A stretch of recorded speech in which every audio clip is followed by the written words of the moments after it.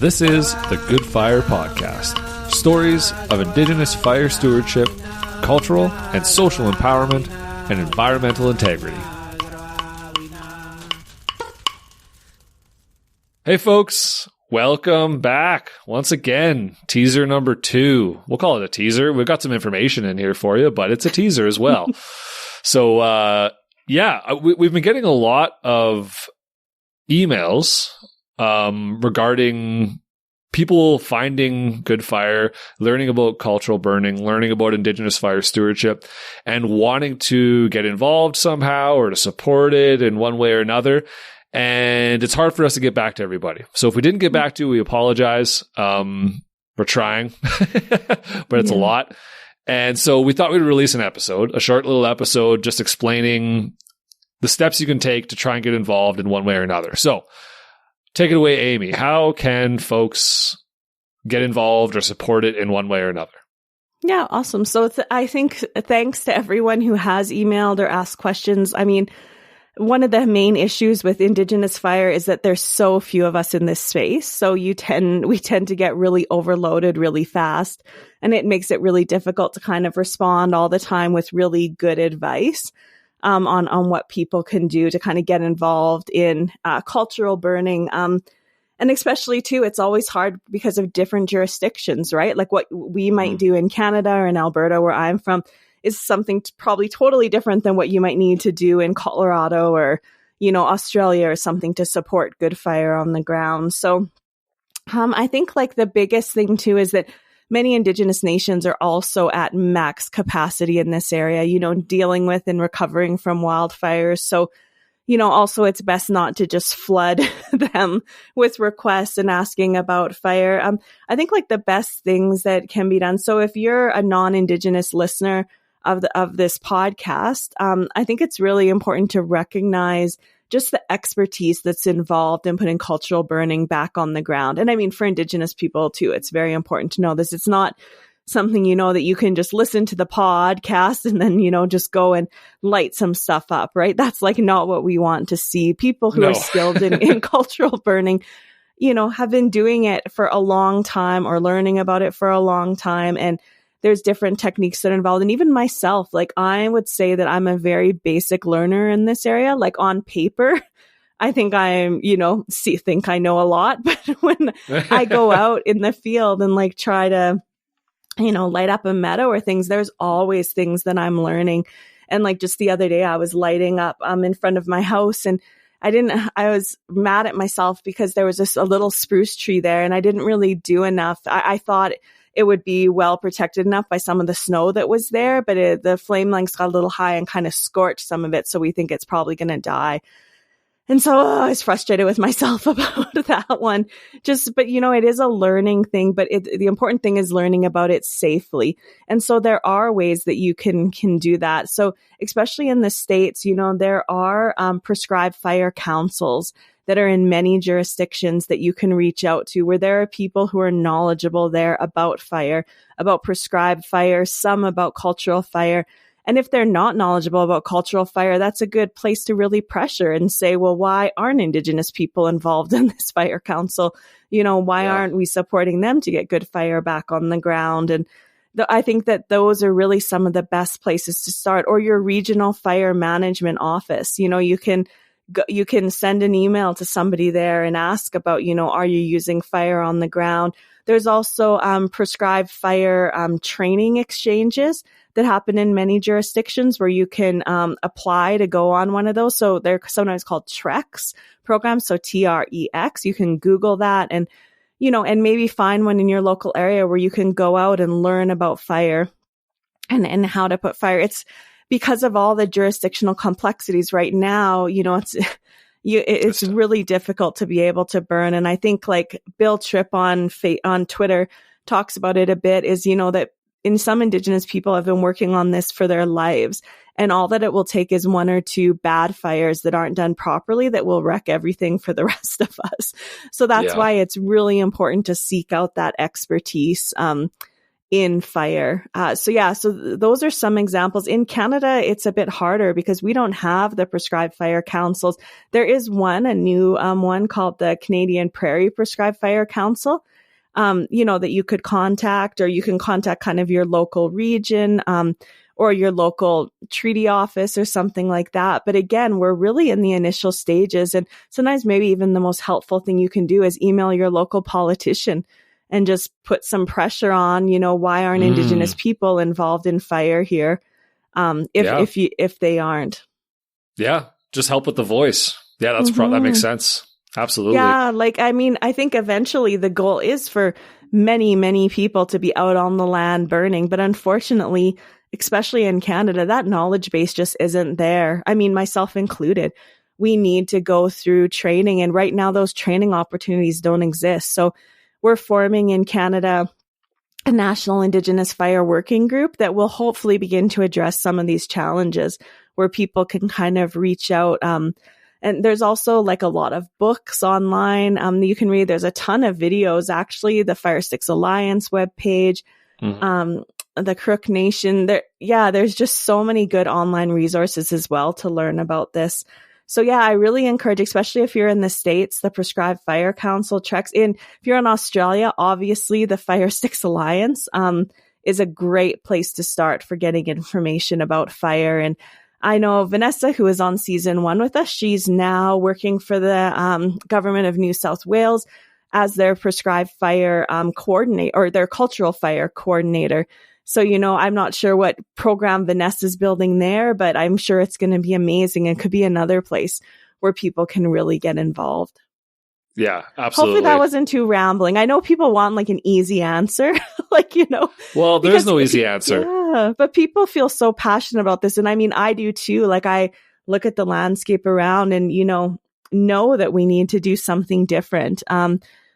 But unfortunately, I think many of us who are involved in this, who are full-time employed, are really trying to build towards that. But there's still a lot of hurdles in the way. And my colleague Kira Hoffman and myself and a few other amazing colleagues from across Canada just wrote a paper called Right to Burn, Barriers to Prescribe or to Cultural Burning in Canada. So you could check out that paper. It's in the journal Facets if you're interested on, some of the issues that we're facing with trying to get fire on the ground. And maybe there's calls to action there. So maybe there's some ways there you can read about that you could help with. I know that Don Hankins and colleagues wrote a paper as well I think it's called Good Fire, but it's a report on basically barriers to burning in their communities and what can be done. So that's another place, where maybe you could read and get some ideas of things that communities are struggling with.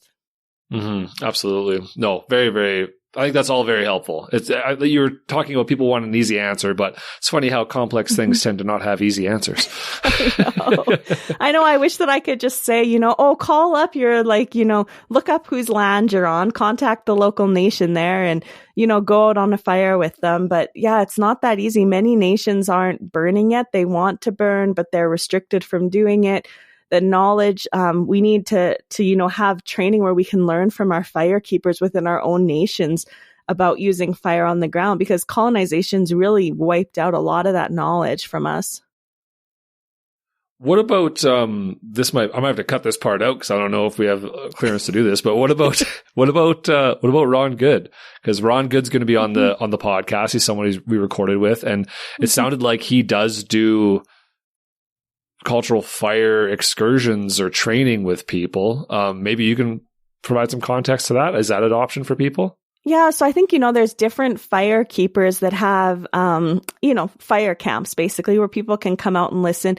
The Fire Sticks Alliance in Australia is a really good example of kind of a public workshop that they hold annually where, people can register and go and learn about using good fire. I'm hoping to get over there one of these years to that and see some of my colleagues over there. It sounds amazing.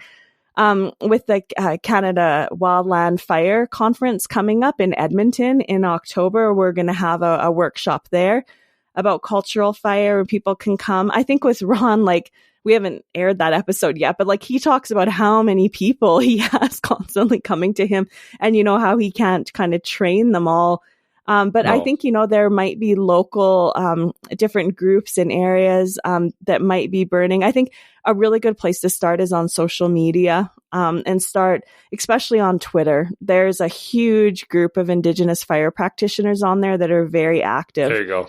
And yeah, I think that's a good place to learn. That's an easy one. Yeah, that's an easy one for folks, right? It's at their fingertips. They can do it right now as they're listening to this podcast. They can go onto Twitter and follow you and then follow the rabbit hole down until they find someone nearby.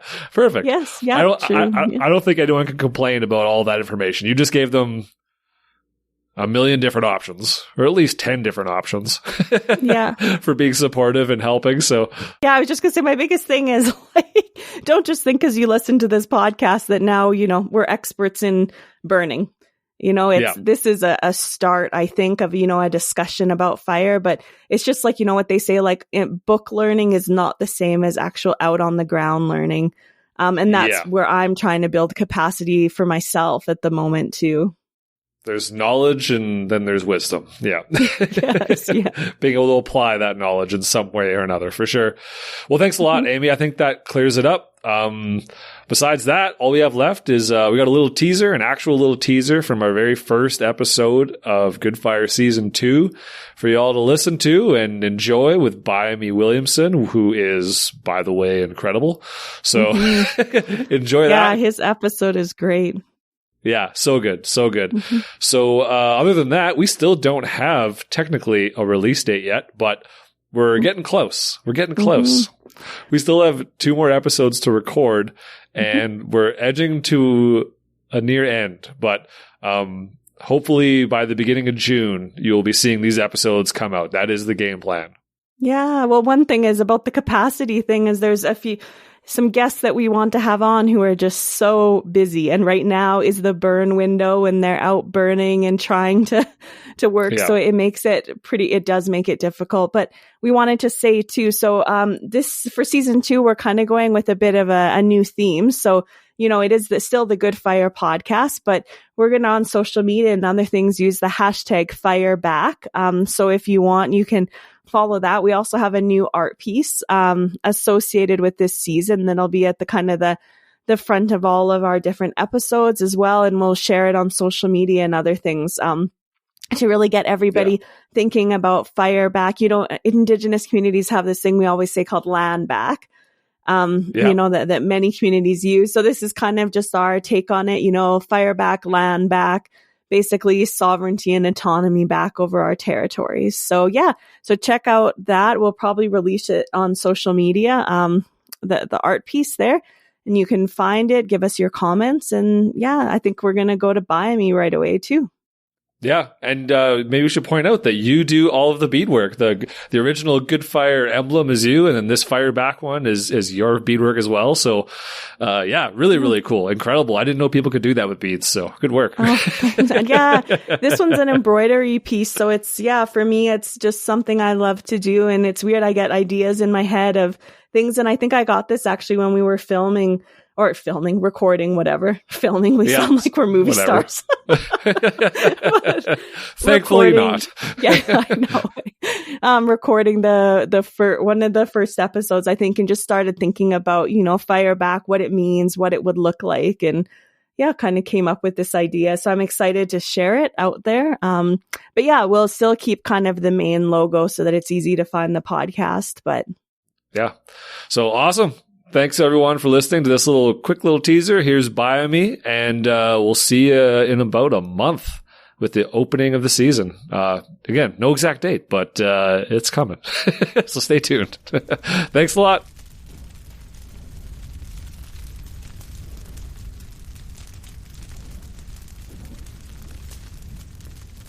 I just fell in love with it, really, because it's. I realized very quickly that cultural burning was such a powerful tool for cultural transmission. It was such a powerful tool for managing the land. It was, and it's such a powerful tool to bringing non-Indigenous people into that conversation as well, because fire is a shared resource, and for non-Indigenous people, fire is something that they fear. And so all of a sudden, if you get into this context of, if you're bringing a context of like fire and how you can harness it, how you can use it, how you can make safe volatile ecosystems, and obviously responding and mitigating against the larger threats of climate change. It really gets non-Indigenous people. And I knew that it got them as soon as I started to study it. And so I just kind of went, this is a place where you can, it fulfills so many of my passions. I can see myself in the work, and I can see it as a tool to bring non-Indigenous people into a very real conversation of supporting Aboriginal groups and their land management aspirations in Australia. So I guess that's kind of why, I guess the journey of how I came to it. I guess the other thing to say is I just love it because it's not, it's kind of, I think the thing that I love about it most is that, yes, it is cultural. Yes, it is intellectual. Yes, it is political. It is philosophical. It draws in all of these things, but it's so tangible. It is about people on the ground. It is about people and their feet and their physical presence being on and in the landscape, and them doing things in the landscape, and them talking and being who they are in the land.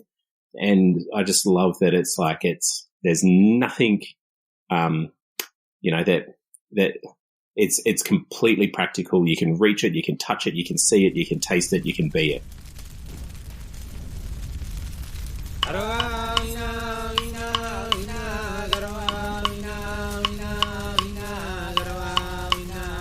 A huge thank you to Canada Wildfire for their support of this podcast.